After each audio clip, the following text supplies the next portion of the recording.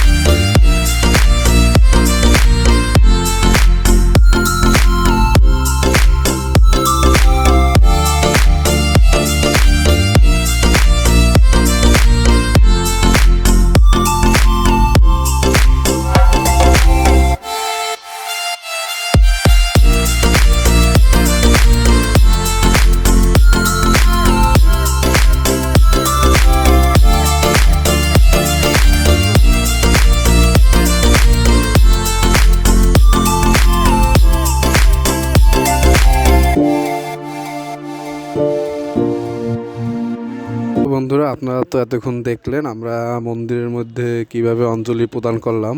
তো আমরা এখন দেখব বরিশাল শহরের রাতের পূজা মণ্ডপ, সেখানে কিভাবে সাজানো হয়েছে, আলোকসজ্জা হয়েছে এবং কিভাবে আমাদের বরিশালের পূজা মণ্ডপগুলো সাজানো হয় এবং পূজা উদযাপন করা হয়, সেগুলো এখন আমরা দেখব।